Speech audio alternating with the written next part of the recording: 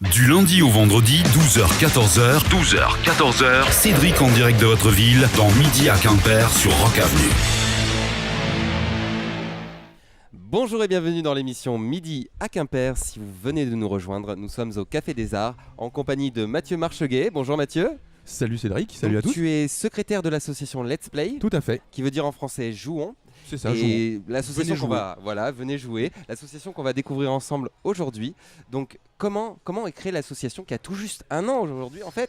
C'est ça. C'est venu d'une volonté de 4 personnes, dont moi. Il y a un an et demi, un petit peu moins de 2 ans, j'avais rencontré l'ex-vice-président totalement au hasard dans un magasin de jeux vidéo de Concarneau qui a fermé depuis. On s'est dit tiens, ce serait bien qu'on fasse un petit quelque chose comme ça. On a rencontré d'autres personnes, dont Alexis Lemay qui travaille aux Ursulines maintenant, qui est responsable du pôle jeux vidéo et numérique de la médiathèque. Voilà, on s'est rencontré avec aussi Eric Le School qui était notre trésorier. On s'est rencontrés, on s'est dit tiens, on va faire quelque chose de bien, on va réunir les gens autour d'une passion commune. Et voilà, petit à petit, on a bossé sur le projet. En juillet, on a fait notre premier événement un peu off à la cantine numérique de Quimper. Très bien. Et voilà, et puis là ça continue, ça marche bien. Alors du coup, parlons-en un petit peu, vous êtes combien dans l'association? Et si tu peux nous faire une petite description des bénévoles qui en font partie, vu que tu es secrétaire, donc il y a le président, etc., le trésorier. Voilà. Donc petite présentation. Alors petite présentation, donc je suis donc secrétaire, nous avons toujours donc Alexis que je viens de citer en président. Il y a aussi Jonathan qui est mon vice-secrétaire, nous avons du trésorier, alors que je me souvienne bien, le nouveau trésorier c'est Yann, le vice-trésorier c'est Simon, donc ce sont deux personnes qui ont rejoint l'association il y a assez peu de temps finalement. D'accord, on a fait l'assemblée générale récente et puis le bureau était un peu remanié pour correspondre aux emplois du temps des uns et des autres. Bien sûr. Et voilà, et puis donc il y a le bureau de l'association plus des milliers d'autres bénévoles à côté. D'ailleurs, en parlant d'emploi du temps, qu'est-ce que tu fais dans la vie, Mathieu? Là, en ce moment, je travaille à Micromania. Donc temps en temps, je fais des petits CDD quand ils ont besoin de moi. Micromania, donc tu es dans une association de jeux vidéo. C'est une passion en fait au final le jeu vidéo pour toi, non? C'est une passion depuis quelques temps maintenant. J'ai toujours été intéressé par le jeu vidéo depuis que je suis tout gamin. Mais la vraie passion est née il y a, on va dire, une bonne quinzaine d'années où vraiment mon pote Mika m'a vraiment mis le nez dedans et en montrant que oui, il y avait vraiment des choses très très bien à faire là-dedans. Et donc grosse passion. Ouais. Ah bah écoute, c'est parti pour ça. D'ailleurs, vous créez des événements, vous êtes créateur d'événements. Mais à quoi servent-ils ces événements et à qui au final sont-ils destinés? Ils servent à... Comment dire, les gens se rencontrent, les gens parlent de jeux vidéo et d'autres choses. Les geeks se réunissent, les néophytes se réunissent autour de nos événements aussi. Et quant à ta question, qui est-ce que ça réunit? Tout le monde en fait. Tout le monde. Ça réunit tout le monde parce que n'importe quel âge, n'importe quel milieu. Si tu es néophyte, tu connais pas du tout. Si tu es papa du fiston qui adore les jeux vidéo, et tu viens. Il y a tout le monde qui vient. Ça se fait en famille, avec les amis, n'importe tout quand. Vraiment tout le monde. D'ailleurs, vous avez organisé un événement de rétro gaming il n'y a pas si longtemps. Oui, c'était en mars. Qu'est-ce que c'est le rétro gaming? Pour ceux qui ne savent pas, rétro gaming, vous ne savez pas, c'est pas très cool. Le rétro gaming, en fait, c'est l'intérêt que portent les gens aux vieilles consoles et aux vieux jeux vidéo. D'accord. Donc, en ce qui me concerne, je place le rétro gaming avant la PS1, enfin à la PS1, voire même la PS2 et avant. Donc, tout ce qui est les premières consoles de Nintendo, les premières consoles de Sony, etc. Et on a fait un événement donc, au Novomax le 6 mars. Donc Novomax qui nous a gentiment accueillis chez eux. Et puis, merci à eux. Ouais, merci à eux, encore une fois. Et on a rempli la salle de concert de vieilles consoles. On avait une vingtaine, je crois, consoles portables de salon. Et il y a eu 600 personnes à venir s'amuser avec nous. C'est excellent. D'ailleurs, on diffuse tout de suite sur le coin de l'écran une petite vidéo de ce que ça peut être le rétro gaming que vous avez filmé. Donc je vous invite à aller voir si vous voulez la vidéo sur YouTube directement. Donc vous tapez événement rétro gaming Novomax et vous atteindrez la vidéo. D'ailleurs, super, on voit vraiment, ça se remplit bien. Il y a des gros fans, quoi. C'est vraiment de la folie. On s'attendait vraiment pas à avoir autant de personnes. À la base, on s'est dit... Si on a 100 personnes, c'est très bien. À midi, quand on prenait la petite pause bouffe, on s'est dit, bon allez, si on atteint 200 personnes, vraiment on sera hyper heureux. Et en fait, les 200 personnes avaient été atteintes en 1h30 à peine. Et donc pour un décompte final de 640 personnes. Ça crée la surprise, comme quoi il y avait de la demande sur Quimper, oui. Qu'il en soit. Oui. Alors moi j'ai une petite question, parce que là on parle de rétro gaming ensemble. Bon, bien sûr des consoles que vous connaissez tous et toutes, mais vers ce qui est la technologie future, tout ce qui est casque à réalité virtuelle, est-ce que l'association va se lancer là-dedans et éventuellement créer des rassemblements pour ça? On va créer un rassemblement justement en octobre au Novomax. Donc le Novomax va organiser un très bel événement, donc un gros week-end dédié à la science-fiction auquel donc on sera conviés. Donc voilà, ils ont fait appel à nous donc pour notre plus grand plaisir. Voilà. Ouais. Quand le Novomax t'appelle, tu dis pas non. Donc voilà, on va remplir le Novomax de consoles donc rétro et récentes, et aussi de casques de réalité virtuelle qu'on va mettre à disposition des gens. Donc il y aura les casques de réalité virtuelle de chez Sony qui sortiront le 13 octobre.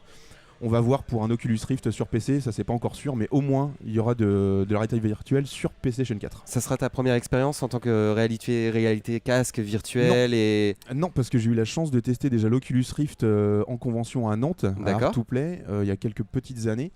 J'ai eu aussi l'occasion d'en avoir un chez moi, donc c'est un ami qui m'en avait prêté un pour que je le teste sur mon PC.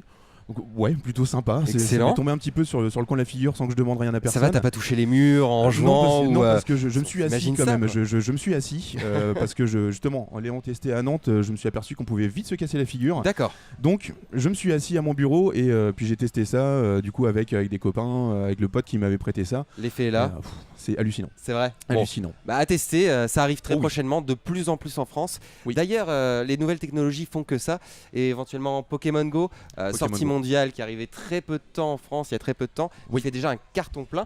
Moi j'ai envie de savoir, parce que tu as énormément de critiques sur Pokémon Go, ça va de l'amour de cette application aux grosses critiques. Comment ton association a-t-elle accueilli le phénomène Pokémon Go justement? Alors à la base, vu qu'on suit beaucoup tous un petit peu l'actualité jeux vidéo, dès qu'on a eu vent de la création de cette application, on s'est dit ok, ça c'est génial. Déjà bon, il y en a pas mal d'entre nous qui aiment beaucoup Pokémon, j'en fais partie.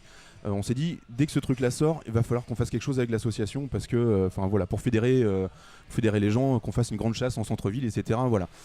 Il se trouve qu'on en a discuté pas mal entre nous et on en est venu à la conclusion qu'on n'allait pas organiser d'événements par rapport à ce jeu-là parce que ça ramène trop de monde finalement et que pour gérer toute une foule de personnes, c'est très compliqué. Donc on n'avait pas envie de se mettre un peu dans le caca, pour être poli.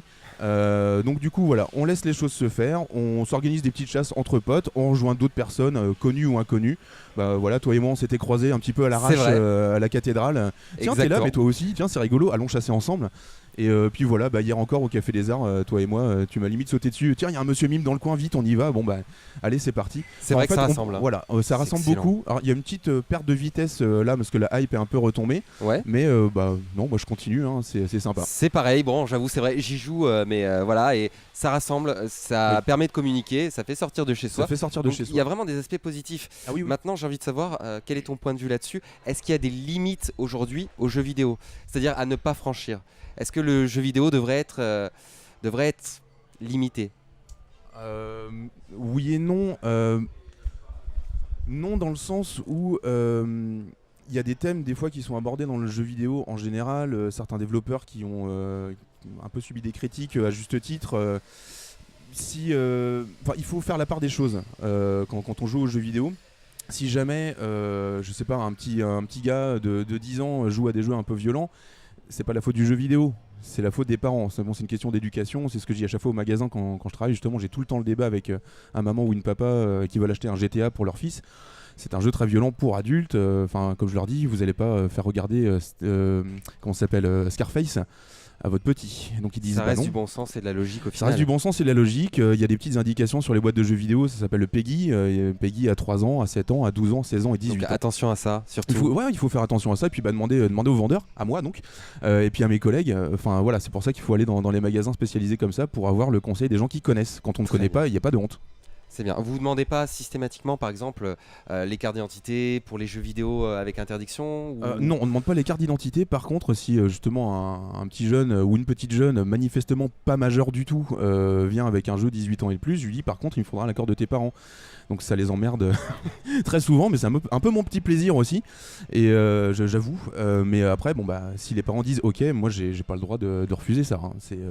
C'est à chacun de voir. Voilà, le jeu vidéo, une passion, un plaisir, mais avec modération et attention au petit logo qui se trouve dessus. Modération, oui ou non. Bon, ça dépend comment est-ce qu'on le vit. Moi, je sais que j'ai pas trop de modération là-dessus parce que, je le vis vraiment quoi. Il y en a qui vont manger des bouquins pendant des heures et puis personne leur dit rien. Le jeu vidéo est un média jeune, donc du coup sujet à critique beaucoup plus facilement que le cinéma ou que les bouquins par exemple. Très bien, merci Mathieu, merci d'avoir répondu à mes questions. Je vais te poser une dernière petite, très rapidement. Dis-moi. Donc quels sont les événements à venir pour ton association et où est-ce qu'on peut te contacter éventuellement? Alors déjà pour le contact, donc il y a la page Facebook de Let's Play, donc vous tapez Let's Play Association Jeux Vidéo sur Facebook, vous tomberez automatiquement sur nous.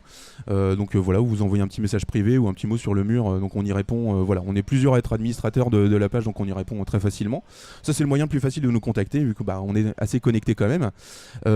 Sinon événement, comme je disais, au Novomax pour le festival de la science-fiction qu'ils organisent. Donc ça va être sur 4 jours, ça va être un peu monstrueux. Il y aura projection de films, concert au Novomax. Donc nous avec des jeux vidéo toute la journée, donc sur le samedi, et le dimanche il y aura jeu de société avec Remue Ménage, le magasin Remue Ménage de Quimper. Très bien. Donc on voilà, c'est fin octobre. Ouais, un petit peu de pub à Remue Ménage, à Pierre et son équipe qui sont adorables. D'ailleurs Pierre, oui, est très sympa, très bon commerçant du Faubourg Saint-Corentin, il me semble. C'est ça, ouais. Voilà. Donc un petit clin d'œil à Pierre. Oui. Et de très bons conseils, ils sont adorables. Et quand je leur ai proposé, quand je leur ai parlé du projet du Novomax justement de faire un gros événement science-fiction, ils ont eu un sourire jusqu'aux oreilles et puis ils ont dit ok c'est bon, on sera là quoi. Donc venez pour passer un moment fun. En tout cas, n'oubliez pas de réagir sur cette interview grâce au hashtag MAQ, donc Midi à Quimper sur notre site Facebook, Twitter et notre site rock-avenue.bzh. En attendant, je vous laisse et puis à très bientôt. À très vite, le plus Let's possible. play. Let's play. Réagissez tout au long de l'émission sur les réseaux sociaux, sur Facebook et Twitter avec le hashtag MAQ.